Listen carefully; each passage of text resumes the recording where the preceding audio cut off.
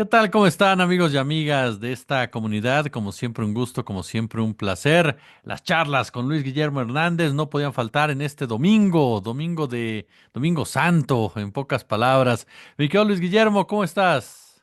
Un gusto saludarte, mi querido Jesús, y un gusto saludar también a la audiencia de tu espacio. Como siempre, un gusto, un placer encontrarnos como cada domingo en esta charla que ya se ha convertido en una tradición en este espacio y que cada vez recibo más comentarios positivos de esta a lo largo y ancho de las ciudades en las que estamos.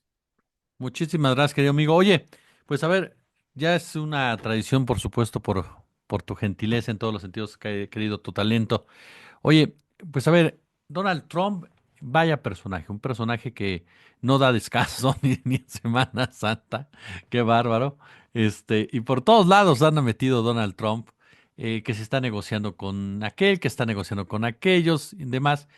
El jueves, si no mal recuerdo, de manera muy sorpresiva, Trump da a conocer que había sostenido una llamada con la presidenta de México, con Claudia Sheinbaum, y que había sido una llamada fantástica. Ya sabes cómo él se expresa en ciertos términos, ¿no? Y esto al poco tiempo provoca que la doctora Sheinbaum dé a conocer su postura también mediante un tuit en donde habla precisamente de una llamada fructífera, pero que siguen las negociaciones. Eso me llamó mucho la atención porque Trump lo da como cerrado, algo, lo que hayan hablado. Fue fantástica, maravillosa, en fin, pero la doctora Sheinbaum dice que van a continuar las negociaciones, van a continuar los diálogos, como dejando entrever que pues la discusión no había estado cerrada, ni mucho menos, más allá de lo que podía expresar Donald Trump. Este lenguaje por parte de un personaje que vaya que ha ido marcando de manera negativa la agenda en muchos aspectos, pero que en el caso concreto de México, pues ha topado con un gobierno al que no puede deslegitimar por más declaraciones que haga de que si le tiene miedo al narco, de que si el país está tomado por el narco, de que si él quiere venir a salvarnos, o si de plano que dependemos de ellos para ser país, oye. Creo que estamos en un momento muy crucial de de la relación binacional, mi querido Jesús, porque Donald Trump se ha convertido prácticamente en un bully de, de México, quizá en el presidente más agresivo que haya, al menos más agresivo explícita y abiertamente que haya tenido Estados Unidos en los últimos 50, 60 años, con una relación en la que en términos declarativos hay cordialidad, hay respeto, hay absoluto respaldo a la presidenta mexicana, pero que en los hechos prácticamente la está bombardeando a diario con decisiones que vulneran, que intentan vulnerar, mejor dicho, la soberanía mexicana, con actitudes que intentan someter al gobierno mexicano y con abiertas bravuconerías que rayan en el intervencionismo, en la abierta intención de invadir áreas sustanciales de México, incluido su territorio. Y me parece que esta beligerancia del presidente de Estados Unidos tiene que ver con una profunda preocupación por la debacle financiera y tributaria que tiene Estados Unidos, un presupuesto deficitario en términos monumentales, históricos para los parámetros estadounidenses y una realidad comercial global que que lo ha dejado fuera de la preponderancia mundial. Estados Unidos ya no es la potencia económica predominante en el mundo, ya no es el país que marca el derrotero de la economía. Sí puede destruir una buena parte del comercio global, pero ya no es la figura principal en este concierto y me parece que Donald Trump está abusando de la cordialidad, de la buena fe y de los buenos oficios de la presidenta mexicana y de México en general, pues sometiendo a la relación binacional a una tensión innecesaria, estéril y absolutamente inadecuada.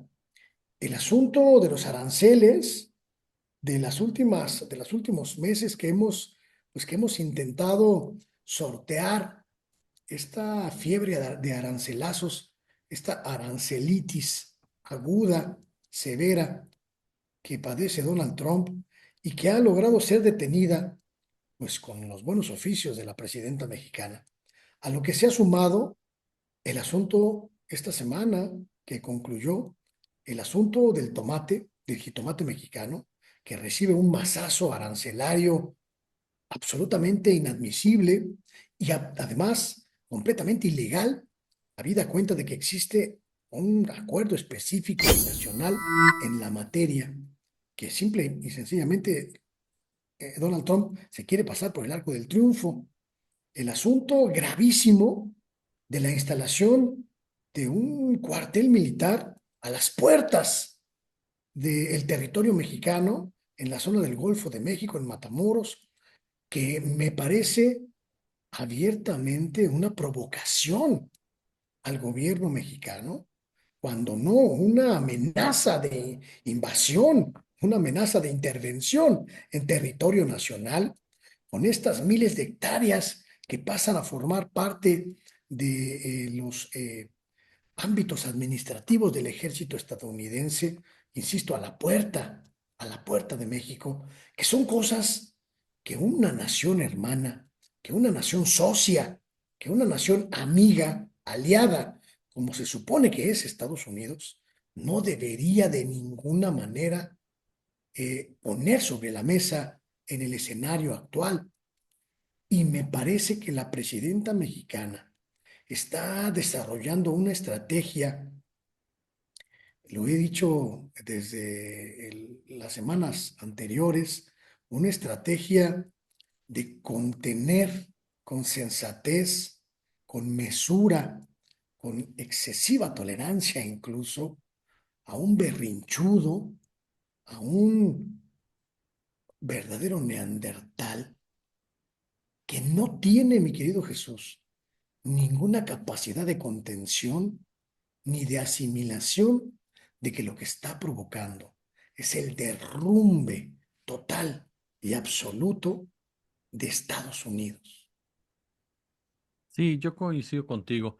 Me parece que estamos ante un personaje que dentro de esta desesperación por mantener una hegemonía, lleva a cabo acciones que se vienen arrastrando desde hace tiempo. Desde hace ya bastantes años, Estados Unidos ubicó a China como un problema sistémico y empezó a llevar a cabo decisiones, acciones con la intención de detener el crecimiento económico del llamado dragón asiático, lo cual no ha funcionado.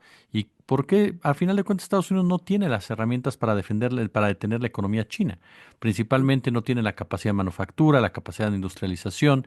Es decir, es una derrota anunciada, la crónica de una derrota anunciada. Pero en ese marco Estados Unidos cae en estos actos desesperados y muestra su peor rostro con un personaje que está haciendo lo mismo que Biden, pero de una forma más bruta, de una forma más sin filtro, en donde agarra la pistola, la pone sobre la mesa y te dice, entonces ahora sí vamos a negociar, ¿no? En pocas palabras. Así me suena a mí lo de los jitomates, fíjate.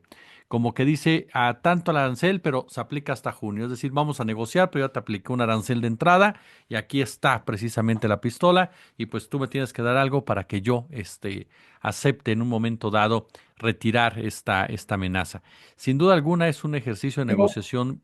Sí, pero además, así como lo planteas, tendría que suponer un éxito negociador para Estados Unidos y eso tampoco ha ocurrido ni siquiera con México. a eso es lo que quería llegar, querido amigo. O sea, a final de cuentas, es la forma de presionar de Estados Unidos, pero ¿cuánto les está redituando? Interna y externamente, porque internamente ya generó controversia, ya generó molestia, incluso entre los propios aliados de Trump, cuando lleva a cabo esta barbaridad de aranceles en contra de China y China responde castigando el tema de las tierras raras, castigando por supuesto lo que tiene que ver y muy particularmente con todo lo que se relaciona con el mismo nivel de arancel y en donde entonces comienzan a resentirlo a tal grado que viene la presión, se echan para atrás, vuelven a hacerlo. A mí me parece que estamos en un escenario en donde Estados Unidos, esa desesperación que manifiesta, lo está llevando efectivamente a una postura autodestructiva. Sí, claro, siempre estaremos en el punto de que si le sale, pues bien por ellos, pero la realidad es que las posibilidades de que esto ocurra son muy, pero muy pocas. Y fíjate que yo lo definiría en el caso de Estados Unidos que lo que hace con la política arancelaria es páguenme para seguir siendo un tirano, es decir, mantengan mi imperialismo en pocas palabras, ¿no? Es lo que dicen los Estados Unidos. Y en ese marco te das cuenta la utilización de temas. Por ejemplo, a mí el tema de la violencia me llama mucho la atención. Y particularmente cuando dice México le tiene mucho miedo a los cárteles, ¿no? Le tiene mucho, mucho miedo. Y la doctora Sheinbaum lo que hace es reírse, o sea, sonreír, reírse, decir, bueno, pues ellos se expresan así, casi, casi, o sea, güey, ¿yo qué quieres que haga? ¿No? Pero en realidad yo lo veo por el lado de querer deslegitimar, ¿no? Continuar con ese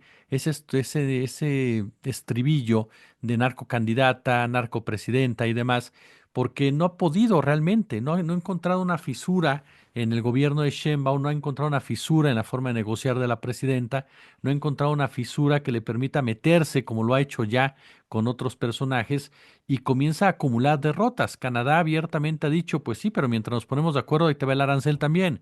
Europa anunció igual, mientras nos ponemos de acuerdo, nosotros vamos a aplicar aranceles en estos productos. Entonces me parece que están llegando a una especie de callejón sin salida en Estados Unidos, en donde ya no solamente será una cuestión económica, sino una cuestión netamente política, la que impida que Estados Unidos eche para atrás o una derrota política si no lo saben manejar bien. ¿Por qué? Porque cómo se verá Trump en un momento dado cediendo ante los chinos o cediendo en algunos puntos con los mexicanos, él tendrá que presumir algo para poder decir, sí, cedí, pero gané esto, ¿no? Creo que está entrándose en Washington a una dinámica muy, muy preocupante para los parámetros de la política económica e internacional de Estados Unidos, en los que prácticamente ya ningún amago surte efecto y todo parece revertirse, todo parece ir en contra del proyecto estadounidense, del proyecto de Donald Trump, y está perdiendo a los únicos aliados que le quedan. Uno de ellos, México. La presidenta mexicana, lo comentamos en este mismo espacio la semana anterior, la presidenta mexicana pues, lo tiene muy claro. México ya no puede confiar en Estados Unidos. Y aunque en este momento histórico estamos, pues, hay que decirlo, amarrados por un Temec que prácticamente ya está muerto, estamos planteándonos ya no cómo vamos a tener contento a Estados Unidos, sino cómo nos disociamos de la alianza con Estados Unidos. Y estamos observando que la visión de la presidenta Claudia Sheinbaum ya no es apostarle a la continuidad del TEMEC, ya no es apostar a seguir siendo un aliado sólido, consistente de Estados Unidos, sino administrar la ruptura. ¿Cómo? Incentivando el consumo interno en México y empezando a abrir canales con nuestros mercados, pues naturales, más importantes, los de América Latina. Entonces, yo sí creo que a Donald Trump le falló el cálculo en términos de hasta dónde tensar la liga, no solo con China, no solo con Rusia, no solo con la Unión Europea, sino también con uno de sus principales socios, que somos nosotros. Ha ido de agravio en agravio que por la buena fe y la altura de miras de la presidenta mexicana no se han convertido en conflictos trascendentales, en conflictos irresolubles, pero que sí se acumulan.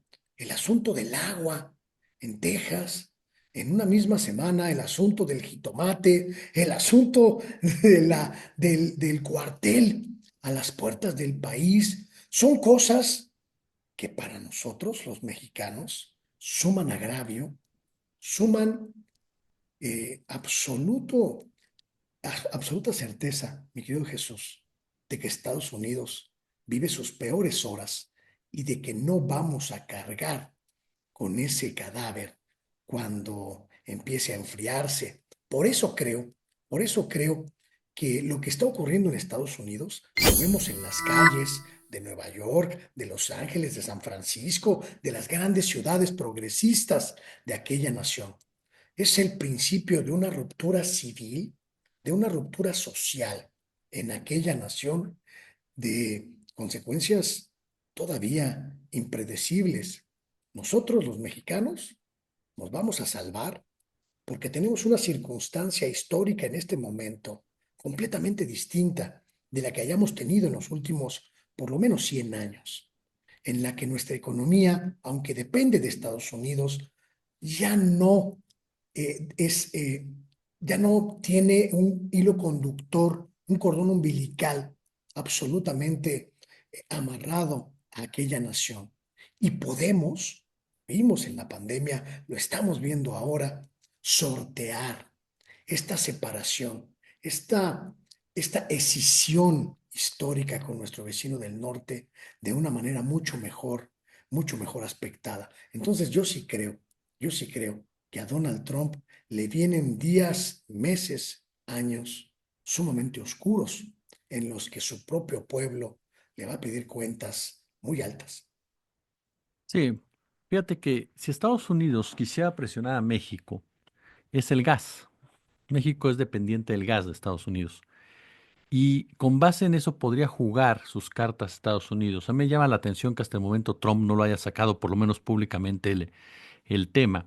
Y es ahí donde de repente me quedo pensando qué tanto, no que blofee, sino que de una u otra manera no quiere meterse de lleno en temas en donde puede haber una reciprocidad que le resulte muy drástica a los norteamericanos. Como bien señalas, el impacto de los aranceles va a dar en la población general de los Estados Unidos. Y aunque Trump diga que hay que aguantar, ¿cómo me recordó? ¿No sabes cómo recordó a Cedillo? Cuando dijo Cedillo hay que apretarse el cinturón, ¿te acuerdas? Y Sí, obviamente el apretarse el cinturón pues era para los jodidos, en pocas palabras, porque los que tenían dinero pues no se apretaban absolutamente nada, ¿no? Y algo así me recordó Trump, confirmando que él representa esa élite, que él representa esa oligarquía, que él representa ese grupo de 1.000 millonarios metidos en la política, quienes a través de todos estos años quebraron el sistema, quebraron ese sistema del cual se enriquecieron y que en este momento ya el libre comercio ya no les funciona porque ya hay alguien mejor que ellos, en pocas palabras, porque ya hay alguien que es mucho más competitivo que ellos, que presenta mejores cosas que ellos, que tiene más control que ellos, que tiene más acuerdos que ellos, que tiene más cadenas de producción y distribución que ellos. Y entonces ahora hay que quebrarlo en pocas palabras, hay que reventar la economía de China. ¿Por qué? Porque no saben competir, en pocas palabras, porque ya no le está en su propia lógica. Y regresan a este proteccionismo que también les funcionó hace más de 100 años, pero sin entender una lógica, que el mundo ya no es igual, que el mundo ya no es el mismo, ni siquiera de hace 7 años, 8 años, cuando llegó por primera vez Donald Trump a la presidencia de la República. China no es lo que era ahora. El crecimiento de China en estos últimos años es cierto, se ha frenado en algunos aspectos por el tema del COVID, que fue utilizado por Estados Unidos también para frenarlos, pero que no los detuvo del todo y que China, aún con todo ello, te muestra otro tipo de vida. Tú, por ejemplo, hace unos días se dio a conocer un influencer norteamericano que tiene millones, millones y millones de seguidores, algo así como tú, hermano, así que tiene millones de seguidores por todos lados. Y y el tipo fue a China y te presentó todo lo que es China, lo que es Pekín, lo que es Beijing, en fin, las ciudades, la tecnología. El hombre salió verdaderamente maravillado y lo dijo de la tecnología de China y el estilo de vida en China. Claro, por supuesto que hay pobreza, por supuesto que hay problemas, pero a comparación, él destacaba, a comparación de Estados Unidos, China se ve moderna, se ve como en el futuro, decía él, y Estados Unidos lo ves anquilosado, lo ves podrido, lo ves acabado, lo ves como ese viejo león ya completamente trasquilado, golpeado, que insiste, por supuesto, en agredir a León joven. Y lo único que le queda realmente a Estados Unidos es una salida bélica. Y por ahí es que el mundo también tendría que ponerse a pensar qué tanto les da ese margen de maniobra a este grupo de fanáticos, porque vaya, tú escuchas a los seguidores de Trump y es increíble el fanatismo con el cual se manifiestan. Estaba leyendo en la mañana, precisamente en la mañana del jueves, estábamos leyendo lo que era el proyecto 2025 del Heritage Foundation, y es increíble de verdad el nivel de fanatismo al cual pueden llegar con esta idea o concepto de los padres fundadores, con esta idea y concepto de que ellos son el bonroísmo en la actualidad y hay que extenderlo por todos lados. Y ahí es cuando te topas con jilgueros o corifeos, como el caso de Noboa, que acaba de ser tramposamente reelecto, el caso de Milei, el caso, por ejemplo, de Bukele, Bukele que va a Estados Unidos y dice abiertamente, sí, yo acepto que me manden a los reos que ustedes quieran y pues yo no les regreso ya ninguno, aunque el Estado norteamericano lo quiera, recordándome mucho en lo que hacían los nazis cuando sacaban precisamente a judíos y todos ellos de su propio estado y los mandaban a otras zonas devastadas por la guerra, y entonces ya no podía recuperar a nadie, aunque la ley lo dijera en cualquier parte, porque ya no estaban ahí.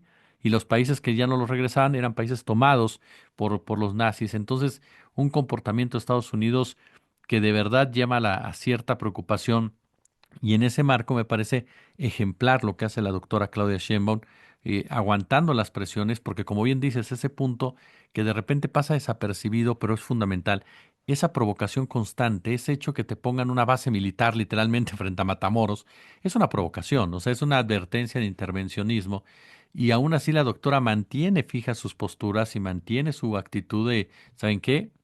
Pues es soberanía, la soberanía no se toca, vamos a colaborar, pero nosotros no nos vamos a someter, ¿no? Y juega mucho con esa actitud. Y como ella no la puso el gran empresario, como ella no la puso, no necesitó la bendición de Estados Unidos para llegar al poder, como pasó con López Obrador, pues entonces les da esa autoridad para decirle a Estados Unidos, a ver, las cosas van a ser distintas a como podrían hacer con el PAN o con el PRI, ¿no? Fíjate que ahorita que comentas esta circunstancia, hace unos días leía en el Washington Post un artículo de un politólogo muy famoso en Estados Unidos, Steven Levitsky. Él es un académico de Harvard que hacía una evaluación de lo que él llama, digo, vamos aquí con pinzas a poner la cita, una especie de latinoamericanización de Washington y de Donald Trump, en el que Levitsky decía, el peor escenario para Donald Trump es que se parezca a los viejos dictadores latinoamericanos, que por un lado derrumbaban la economía y por el otro destruían las instituciones democráticas y perdían el respaldo popular.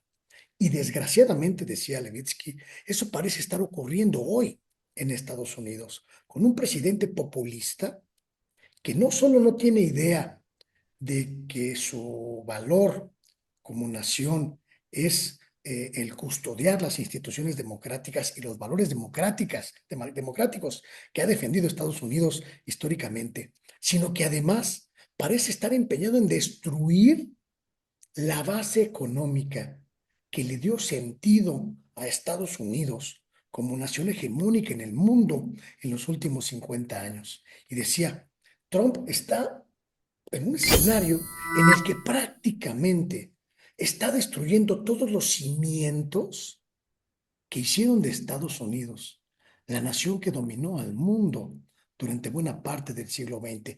Y esa lectura, viniendo desde la mirada del propio pueblo estadounidense, me parece en gran medida una mirada absolutamente dramática, mi querido Jesús, absolutamente crítica, mi querido Jesús, porque supone un hartazgo o, peor aún, un miedo por parte de la gente en Estados Unidos de lo que está pasando con su presidente, man.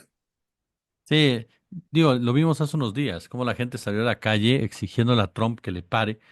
Y es que muchas personas creen equivocadamente que Trump tiene una mayoría en Estados Unidos. No, la realidad es que la mayoría de los norteamericanos no están con Trump, es cierto, ganó el voto popular y uno pensaría que eso le daría un lugar, pero el nivel de abstencionismo fue muy alto, además de que hay un grupo de personas que han comenzado ya a escindirse del trumpismo como tal.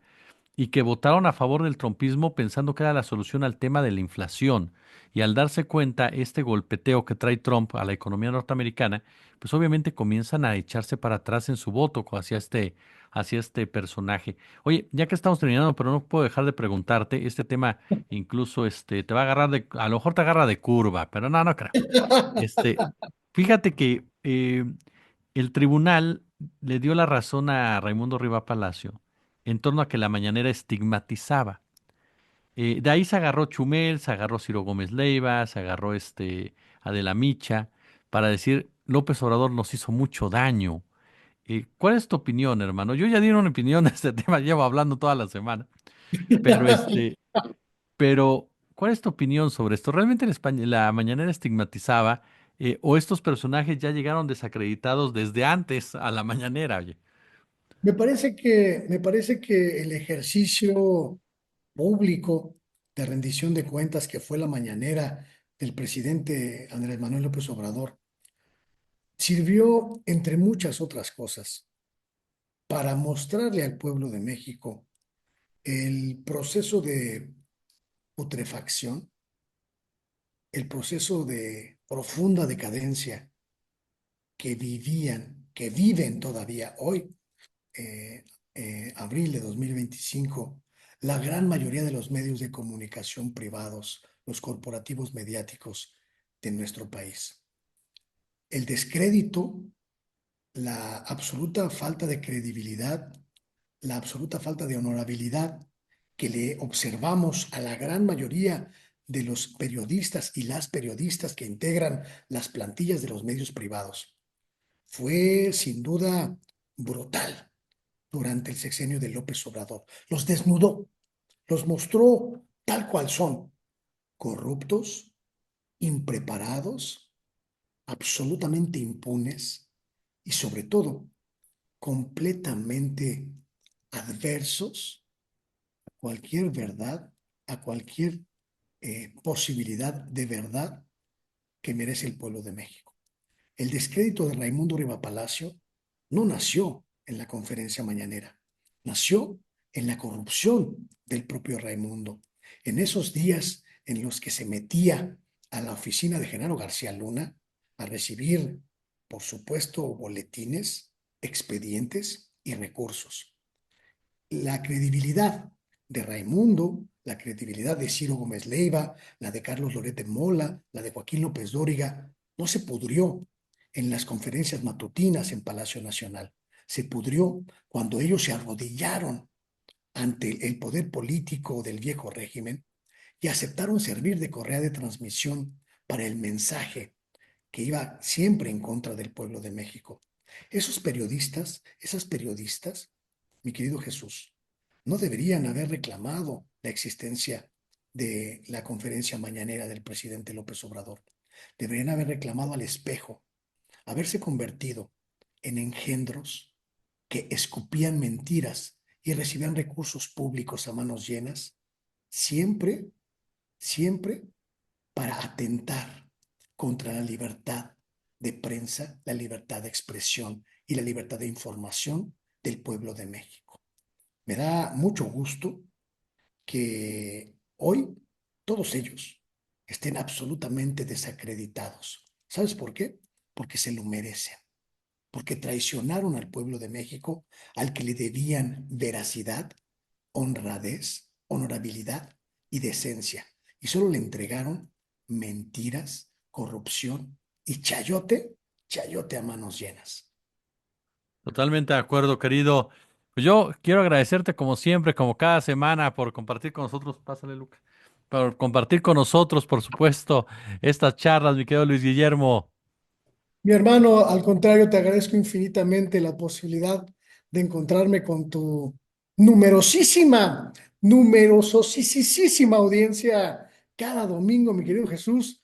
Te felicito por este crecimiento realmente Gracias, exponencial querido. de espacios y me felicito por tener la oportunidad cada domingo de encontrarme contigo y de charlar en estas reuniones para tu audiencia y para solaz y absoluta satisfacción de un servidor.